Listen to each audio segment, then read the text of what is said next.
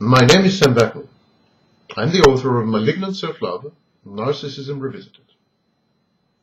Is pathological narcissism the outcome of genetic inherited traits, or is it the sad result of abusive and traumatizing upbringing and experiences in early childhood or early adolescence? Or maybe it is the confluence of both, nature and nurture. Narcissism or pathological narcissism is not common, but it is a common occurrence that in the same family, with the same set of parents and an identical emotional environment, some siblings, some offspring, grow to be malignant narcissists, while the others are perfectly so-called normal. Surely, this disparity indicates a predisposition, a propensity of some people to developing pathological narcissism as part of their genetic heritage. This debate between genetics or upbringing, nature or nurture, genes or abuse, I think relies on or springs off some obfuscating semantics. When we are born, we are not much more than the sum of our genes and their manifestations. Our brain is a physical object. It is the residence of all mental health and all mental health disorders. Mental illness cannot be explained without resorting to the body, and especially to the brain. And our brain cannot be contemplated without considering our genes. So it's a clear chain of being: genes, brain, mental health, and mental health disorders.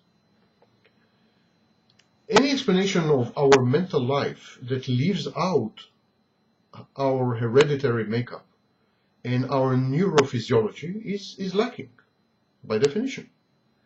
Such lacking theories are nothing but literary narratives if they don't take into account genetic composition and the brain. Psychoanalysis, for instance, is often accused of being divorced from corporeal, physical, bodily reality, and justly so. Our genetic baggage makes us resemble a personal computer. We are an all-purpose universal machine. You can run different softwares on the same person, so to speak. Subject to the right programming, conditioning, socialization, education, upbringing, and of course, the wrong programming, such as abuse, we can turn out to be anything and everything. A computer can imitate any other kind of discrete machine given the right software. It can play music, it can screen movies, it can calculate, it can print, it can paint. As opposed to a television set, for instance, a computer is constructed and expected to do multiple chores, multiple tasks, while the television set is expected to do only one thing. So, unlike the television set, and more like the computer, we have multiple purposes. We are a multiple purpose machine. We do not have a unitary function, such as the television set. We humans are also subject to programming. We also run different types of software. And this is what we call upbringing, education, or socialization. And when this goes wrong, we call it abuse, and in extreme cases, trauma.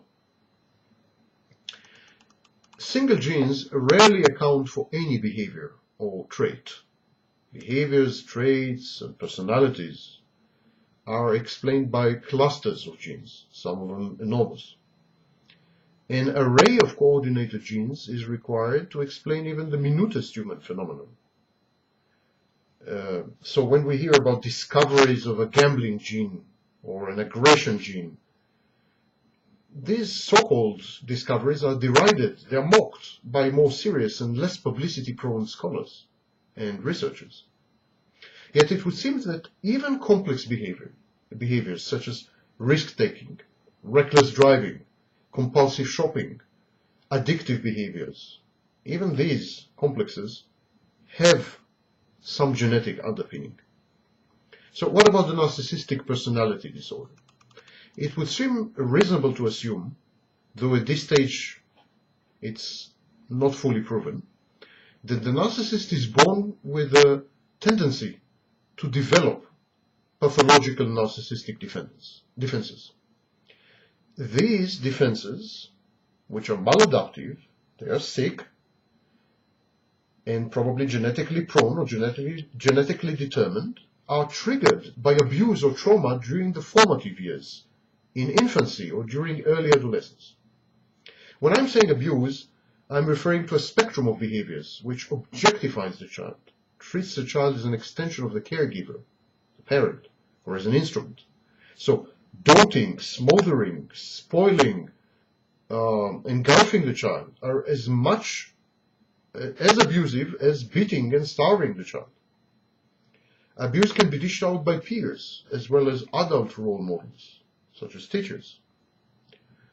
If you take all this into account, I think it's safe to attribute the development of narcissistic personality disorder mostly to the environment, to nurture, not to nature. Narcissistic personality disorder is an extremely complex battery of phenomena, behavior patterns, cognitions, emotions, conditioning, and so on.